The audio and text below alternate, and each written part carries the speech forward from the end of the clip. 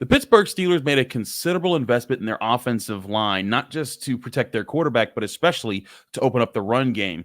What parts of the run game get opened up for Najee Harris and Jaylen Warren? Will they give Najee Harris his fifth-year extension? And how are the Steelers a team that could sneak teams next year? That and more here on the Locked On Steelers podcast. I'm your host, Chris Carter, joined by Josh Taylor. Let's get into it. You are Locked On Steelers, your daily Pittsburgh Steelers podcast, part of the Locked On Podcast Network, your team every day.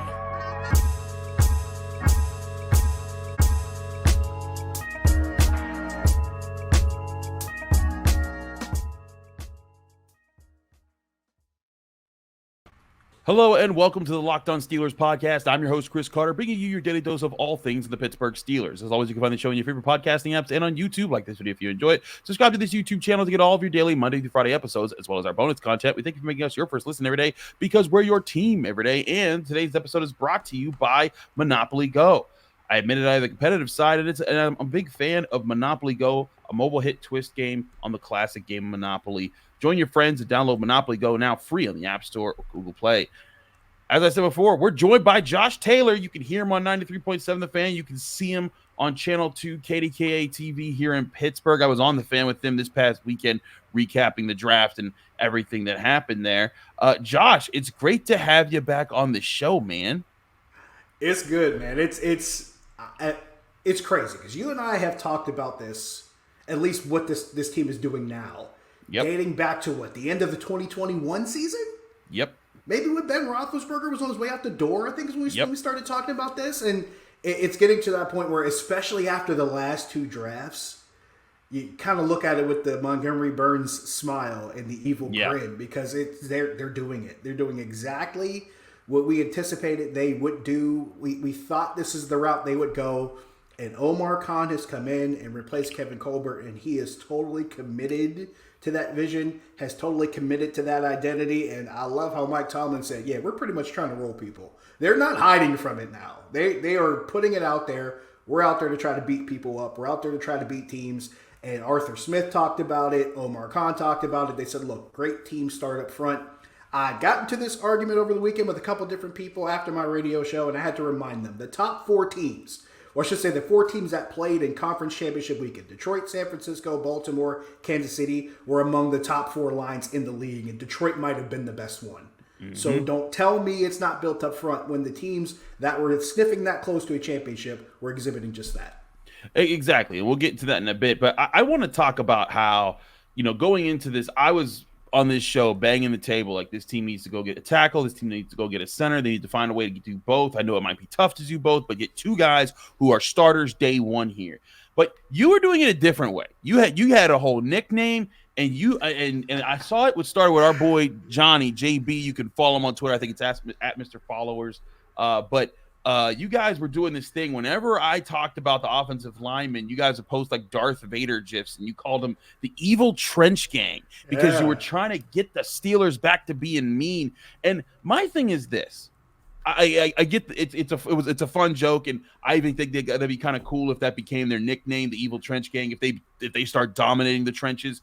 But the key, remember, is to dominate the trenches to get the run game going. And something I keep bringing up is the potential the Steelers have in their backfield that has not been realized yet with both Najee Harris and Jaylen Warren. And we'll get to more into Najee Harris's potential fifth-year extension in the next segment. But I want to talk about these two guys who Najee Harris is a power runner. He's a guy that forces missed tackles, but he's a guy that hasn't had a whole lot to work with. There's been no passing game that stretches the field to kind of back linebackers and safeties off, and there hasn't been a dominant offensive line. It took until Broderick Jones became a starter last year in the second half of the season when the Steelers eventually did start running the football better, throughout the year. But I think that with this investment, and it's not going to happen just overnight. Like there's going to be growing pains that are always happen with guys, rookies and young players in the NFL.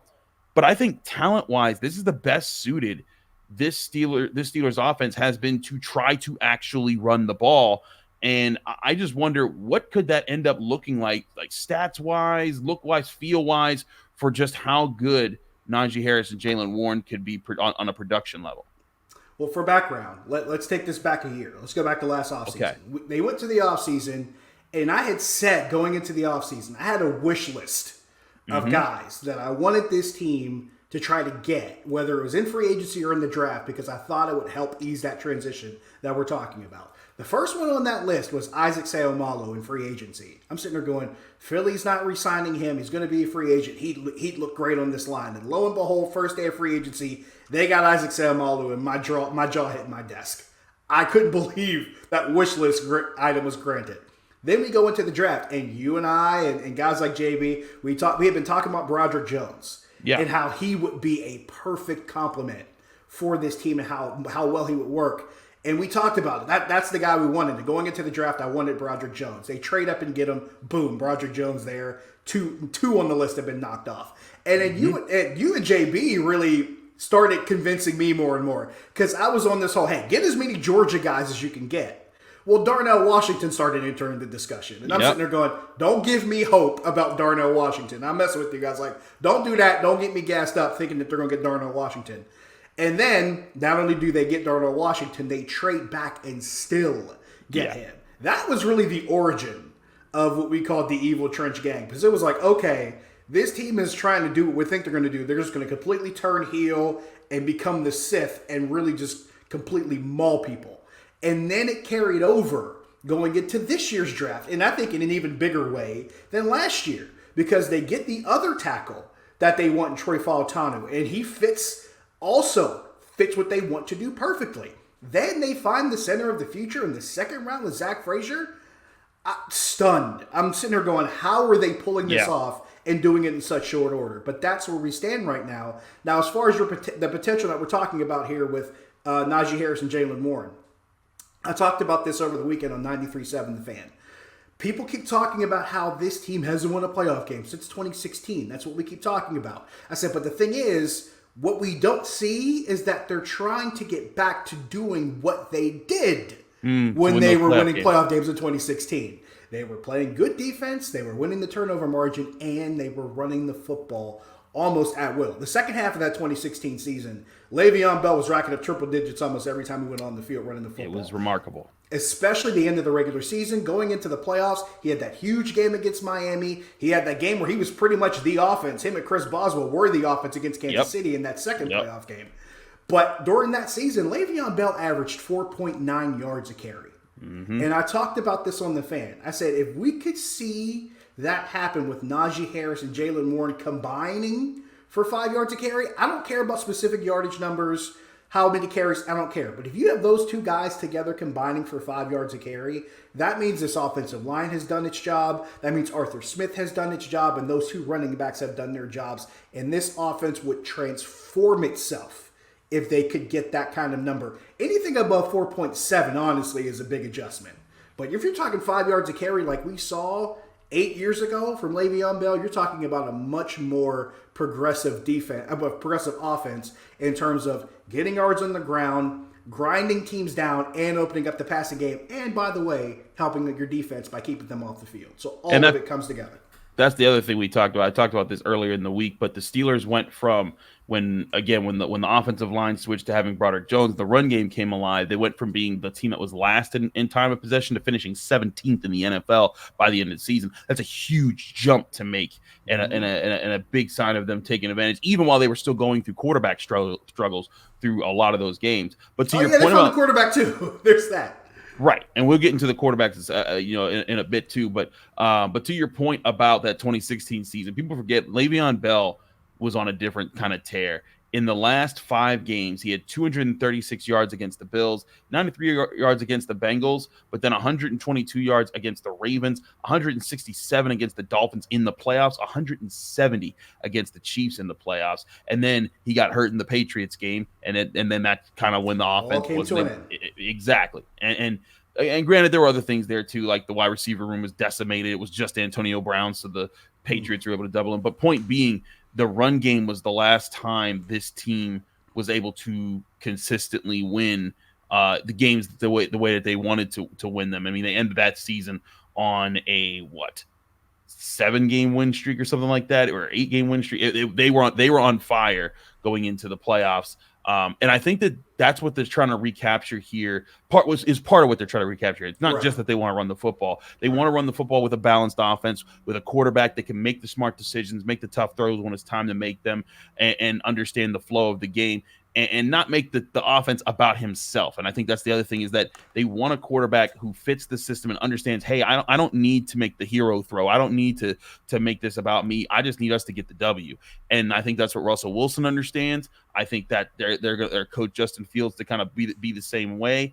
And again, with this offensive line, what it could unlock for Najee Harris and Jaylen Warren, like you said, if they're averaging as a duo, like, even like if they're averaging above 4.5 yards per carry, that right there is changing a lot there. And if you're doing it as a 1-2 punch, and also don't forget Cordero Patterson could flow into this conversation as well, that can make things very tough on opponents if they're consistently doing that. And then you could get to the pass game with Russell Wilson finding Pat Freiermuth and George Pickens and Roman Wilson, and name a wide receiver the Steelers might add this offseason. But I want to get more into the run game part of this, especially with Najee Harris, as his 5th-year extension deadline is today. So as you're hearing this, if you're hearing this late, maybe they've already signed it, maybe they've already passed up on it. But we'll talk about the potential of that and what that means for the years moving forward on the Locked On Steelers podcast. I'm your host, Chris Carter, here with Josh Taylor. Stick with us. We'll be right back.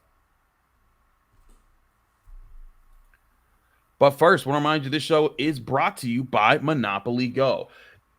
We got to pause to talk about Monopoly Go. I know what you're going to say. Hey, flag on the play. You talk about Monopoly Go a lot, but there's just so much good to talk about with this game. In Monopoly Go, you can even team up with your friends for timed tournaments where you work together to build up each other's boards. And the more you win together, the more awesome prizes that you can unlock. And there's so many prizes to get. You can get unique stickers that you can trade with friends to complete albums for big prizes. You can also get new playing pieces to travel the boards with, and hilarious emojis to taunt your friends when you're smashing their buildings or to putting a heist on their vaults. Plus, Monopoly Go feels new and exciting every day with constantly changing tournaments and challenges, a ton included in their unique mini games like digging for treasure or a robot pachinko machine. And there's always new timed events that help you win big, like massive multipliers for everything you win or rent frenzies. There's always something fun to discover in Monopoly Go, so get off the bench and go download it now for free on Google Play or the App Store.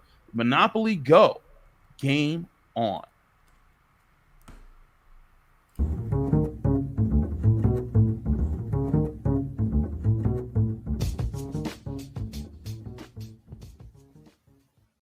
Back here on the Locked On Steelers podcast, I'm your host, Chris Carter, here with Josh Taylor of Channel 2, KDK, and 93.7 The Fan. Josh, let's get back into this run game element here and Najee Harris. And it's interesting that the divide on Najee Harris, I think more people, especially in the second half of this past season, started to come around on Najee Harris, because there were people who were saying, oh, Najee's isn't this or Najee isn't that. He hasn't had, the real big game. And like, you go back to the early parts of the season, it's just more frustrations overall with the offense. Things weren't clicking. And then you started to see when the offensive line started to play better. He had 82 yards against the Packers in that win. He had 99 yards in the first one over the Bengals, 63 yards against the Cardinals. That was a bad game for the team, but he was contributing. And then down the stretch when Mason Rudolph was in, and again, this was part of what a lot of people point out, Mason Rudolph wasn't elite in those games. He was just the facilitator that kind of allowed everything else to flow in the offense. But in his last 3 games of the season, Najee Harris averaged over 4 yards per carry, and then he averaged over 4 yards per carry on the season. He finished the season with 122 rushing yards against the Seahawks and then 112 against the Ravens. And I just look at this situation the Steelers are in right now. Najee Harris's 5th-year extension is, this decision needs to be made today. I don't know if it's noon or 4 p.m. that the actual deadline is, but it's going to happen. And it's a $6.7 million payday that he would get for the 2025 season.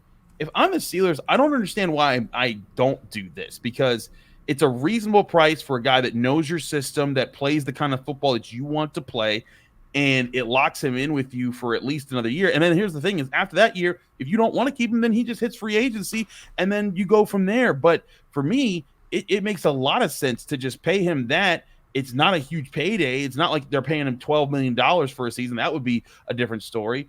But this way you can see what he's got. And then, at the end of that 5th-year extension, if he still hasn't like turned into a dominant running back in Arthur Smith's offense with this new evil trench gang offensive line, then you go get another running back, or you see if Jaylen Warren becomes that guy.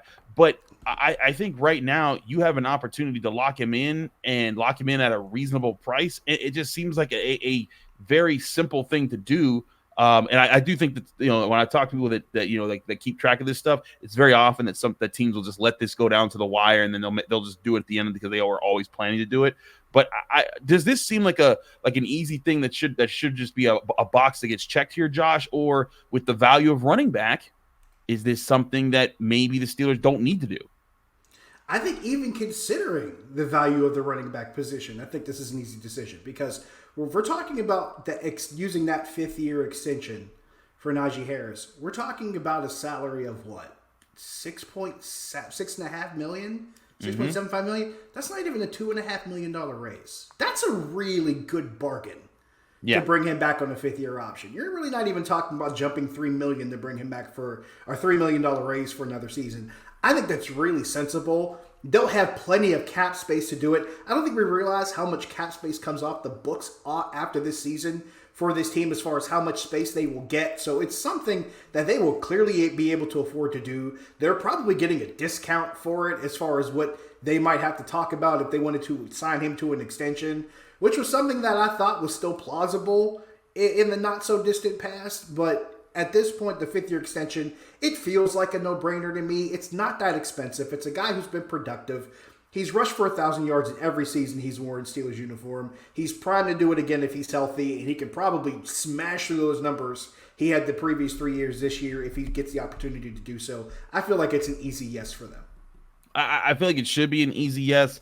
And also because, Najee Harris is the guy that, he's not necessarily the super team captain, but he's a guy you want in your locker room. I believe it was the end of the Packers game when they were trying to. I think it was the Jaguars game. No. I'm mixing up my games. Let me think back. It was the end of the Titans game, because the Packers game, I think, was the game when Broderick Jones became the starter. And it was the end of the Titans game when the Steelers are trying to hold on to a lead, and Chuks Okorafor was just popping off and doing dumb stuff after plays, and it was Najee Harris who snatched him up and said, "Get out of here before you cost us this game." And whether or not he actually did say the Steelers, you can't say for sure, but you can say that he was the grown up in that situation, and he was thinking of the team in that situation on the field. And I think players on this team do look to Najee Harris, and I think part of it, they could look to him more if he ends up getting better numbers. But I think that he hasn't been in the situation to put up too much better numbers. The Steelers' offensive line hasn't been good up until the second half part of that season, and there hasn't been any continuity in the offense. And then there was the Matt Canada situation, and then there was, Kenny Pickett not playing well, and then they had Mitch Trubisky, and then they had Mason Rudolph for 3 games. Then 2 of those 3 games, he went off. And so I just think that there's a lot of potential for Najee Harris especially to flourish in this offense. And the comparison I keep drawing back to is go back and look at Derrick Henry's number before Arthur Smith, and then look at it during Arthur Smith when he boomed. And again, I'm not saying Najee Harris is Derrick Henry, but I am saying that I think that there is unlocked potential in Najee Harris that hasn't had a chance to grow too much because he consistently was getting hit in the backfield.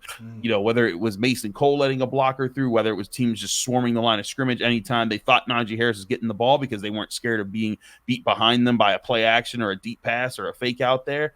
I think in an offense where you go back and you look at some of the play action passing numbers for both Russell Wilson and Justin Fields in recent years, there's a lot to suggest that this could be the right kind of mix for what the Steelers want to do on offense. And again, it'd be one thing if if running back was a highly paid position and the franchise tag, or not the franchise, the 5th-year extension was just a huge thing, and it was a huge number here. But we're talking about a minimal number here. Sign him, keep him for another year, and then if you don't like it after that point, move on. But I think that he's at least earned that kind of keep. And I think the Steelers will end up doing it because, again, their finances are pretty fine for that year. I feel like what we were talking about before, how there's reasons why I think this is a discount for the Steelers, because I feel like so many factors are coming together at the same time. Just for Najee Harris individually that make that 5th-year option feel like a discount to me. We already talked about the offensive line. You brought up Arthur Smith and the offense he's going to run, which I think also benefits Najee Harris. But there's another part that we kind of take away, and I'm glad you brought up the Chuks Okorafor story against Tennessee, because now there's something that Najee Harris doesn't have to worry about as much. He doesn't have to be the veteran leader of that offense. That's now Russell Wilson's job. That's a good point. I didn't think about that too. Russell Wilson now takes that off Najee's plate. Najee can focus on being the one of the two important backs in this offense, and now Russell Wilson is the one that's drawing guys in.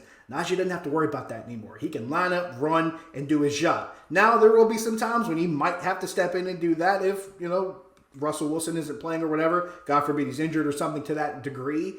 But now you're talking about some things increasing for him that are good and maybe some things decreasing that are bad. And that opens up a lot of opportunity for him to not only be more productive, but maybe not have as much responsibility on him. And that's totally despite the fact that Mike Tomlin talked about how even from when they brought him in as a rookie, he and Cam Hayward, Mike Tomlin and Cam Hayward, were really trying to push Najee Harris or pull him gently down that path of being more of a leader because they thought he had that capability. And I'll say all this. If there's any guy you're going to follow as far as even just the guy who leads by example by doing his job well, it's probably going to be a guy who became the most accomplished rusher in his program's history under Nick Saban. That's probably a good guy to get behind as far as a guy that can lead by example, and he's totally capable of that. I feel like all of that kind of meshes together to make this a really great opportunity, not only for Najee Harris to really assume the mantle of taking this offense to another level, but making that investment for that fifth-year option an even bigger discount for the Steelers. That's again why it just makes a lot of sense to me is that it's beyond just the on-field production. It's what Najee Harris can bring there. Because here's the thing also, even like you said, Najee Harris doesn't have to be the leader of this offense now because Russell Wilson can be that. But even if you don't have even if when you have a bona fide leader, you need people that are going to be like their lieutenants. And I think it was tough last year for Najee Harris to be Kenny Pickett's lieutenant when he was the offensive captain because Kenny Pickett wasn't playing well and he didn't have he didn't have that NFL experience. You don't come back and say hey, that's Kenny Pickett who won a Super Bowl, went to 9 Pro Bowls, and has a great reputation in the NFL. Russell Wilson has all that, so now he can walk into the situation and reset and say, hey guys, follow me, we're going to victory. But when he says follow me, Najee Harris is there to say, you doggone right, we're following and we're kicking butt, and follow me too because I'm going to be part of that. And so that's why I think that Najee Harris, beyond just what I think he can do on the field, I think that there's an extra element to what he's going to bring to the table for the Steelers as a leader / lieutenant for the offense and helping reset things. Because make no mistake, as much as resetting the offense with Matt Canada and a new quarterback and this new offensive line is part of it, it's also resetting the leadership structure, which is something we've talked about where, I asked Ryan Shazier a few weeks back on the North Shore Drive podcast, what's allowed the defense to pass down leadership so easily over time. And he talked about how, when he was there, he learned from guys who taught it to him, and then him and Cam passed it down to the next guys. And, and now TJ Watt and Minkah Fitzpatrick are those guys. Cam's still there. But now, you can see Joey Porter Jr., Keanu Benton, they're going to get the chance to learn and then pass that on. Maybe Peyton Wilson, Patrick Queen will be in that conversation. But the offense, that transition just didn't happen with Ben Roethlisberger. One, there was no quarterback for him to teach like that. Technically, I guess he could have done Mason Rudolph, but we know that those two didn't like each other. The offensive line didn't get that chance because both DeCastro and Pouncey were gone after 2020. So I think this is a year where, even more important than just the overall reset of the production of the offense, the reset of the leadership of the offense is so important to this year. And again, you want Najee Harris for more than just one more year of that, which is why the 5th-year extension just makes so much sense. There's so much that we've seen from this offense in the past couple years. And I think we got into this rhythm, this mode where anytime something was wrong with the offense, we just assumed it was this one thing. Yeah. We just assumed it was this one person. We just assumed it was this one recurring theme. And I think the thing that we tended to ignore quite a bit was that you had some pieces that were kind of shuffled in you had some younger guys that were drafted and kind of thrust into starting roles early. You had younger players who really didn't have that much experience, and they were forced to go out there and really be the guys almost immediately. And when we saw the backside of that, because you look at the production side, if it works, you see, well, hey, we got these young guys and everything's working. But you don't always look at the dark side, if you will, as far as, hey, young guys might have immature moments. They might have moments where there are things that they haven't faced and don't know how to deal with. And trying to lead other guys that don't have as much experience as they do. It becomes a much bigger divide, or a much bigger chasm, if you will. Not that guys are against each other, but it's just harder to create that cohesion. And now with veteran guys, now with guys that have been drafted in that organization and have developed and been there for a few years, that have become veteran guys, especially on that offense, bringing in a guy like Isaac Seumalo, bringing in a guy like James Daniels. Now all of that comes together, and it makes for a much different dynamic, and a better dynamic at that. Absolutely. I want to talk about how this approach the Steelers are taking could be a sneaky factor that kind of catches up with teams next year. We'll talk about that more here on the Locked On Steelers podcast. I'm your host, Chris Carter, with Josh Taylor. We'll be right back. But first, I want to remind you that this show is also sponsored by FanDuel Sportsbook, the #1 sportsbook in America. It's playoff time in the NBA and the NHL, and baseball's in full swing. That makes FanDuel your place to bet on every game. Right now, new customers get $150 back in bonus bets guaranteed with their first bet, win or lose. That's $150 to use on point spreads, money lines, player props, and so much more. Bet on everything from slap shots to home runs to slam dunks, and all on an app that's safe, secure, and super easy to use. Visit FanDuel.com/LockedOn and you'll make your first bet an automatic win. That's FanDuel.com/LockedOn for new customers to get $150 back in bonus bets guaranteed from FanDuel, America's #1 sportsbook.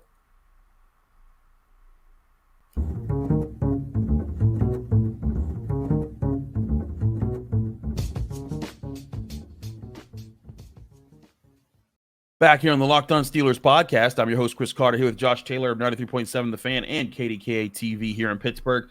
Josh, let's talk about this Steelers team now, because I'm looking at people's projections, and it's just post-draft projections. They don't mean nothing. But there's a lot of people that are just saying, yeah, the Steelers team probably just going to be another 9-win team, just over the hump. And look, I'm not saying that's not an unfair prediction. I think you look at this roster and how young it is in a lot of spots, and there's going to be questions to be answered, and they still don't know what they're doing at wide receiver. They still need a slot corner. What are they going to do? Are they going to do in those situations? But I just have to think the team last year that finished 10-7. Yep. That's now going to have what I think we can all agree is going to be a better offensive line. I know it's going to have 2 rookies on it. Yes. But those 2 rookies are probably going to be better than what they had at those starting positions. If only by default. I think that their quarterback situation, it's very hard for me to see it to be worse than last year. Definitely better if only by default. Exactly.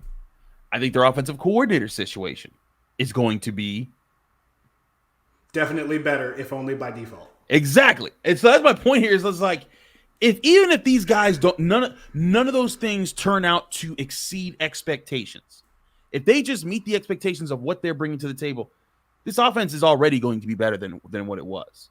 And for me, that means a lot, because then the defense, and I guess a lot of this depends on the defense not falling off, which I don't see why it would, because they're bringing back pretty much the key elements of last year. Joey Porter Jr. was a huge part of that secondary. Minka Fitzpatrick probably can go back to playing his regular role at safety, which was him not doing that was a hindrance to the team last year. Deshaun Elliott will be a boost at safety. Another situation that gets better if only by default. Exactly. And then you have Patrick Queen, who again just he can bring that there. And then you still have a Layden Roberts who can hold that down. If Cole Holcomb returns, great. If he doesn't, you drafted Peyton Wilson. And you could still maybe sign back a Quan Alexander. The ones, and of course you still have T.J. Watt and Alex Highsmith and Nick Herbig, and they look totally fine. You can bring back Marcus Golden back if you want. But if there's one group that you're a little bit questionable, is maybe the defensive line, because you're not sure about Cam Hayward's health and age. Larry Ogunjobi wasn't exactly the best last year, though Keanu Benton was really good. But again, like, you look at all those things, man. I think this Steelers roster, as it stands right now, is better suited to win the way that the Steelers have had to win for the last 3 years. Not just last year, not just the year before that, but 3 years. They've had to win with tough defense, low-scoring rock fights, running the football, a lot of those situations not well because the offensive line wasn't good enough, and without a consistent passing attack.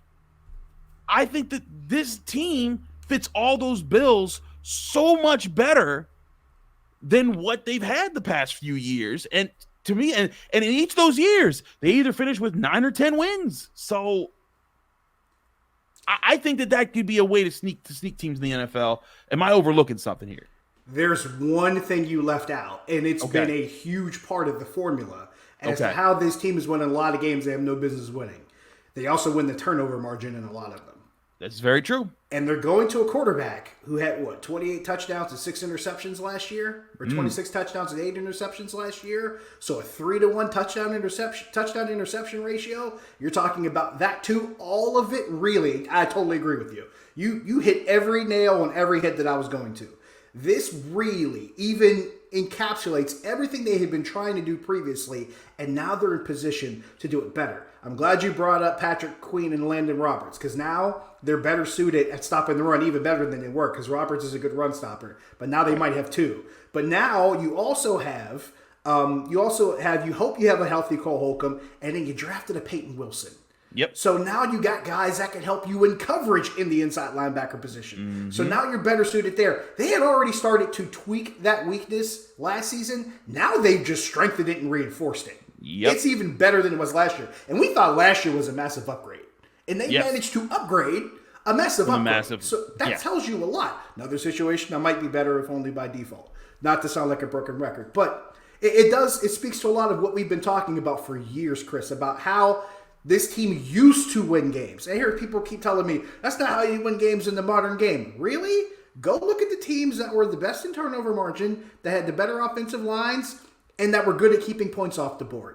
You're going to find teams like Baltimore, Kansas City, San Francisco, and they're just going to keep showing up on that list over and over again. That's just what it's going to be. And by the way, they all ran the ball pretty efficiently too at over more than 4.5 yards a carry. So they're on that list. And to put Detroit on that list too.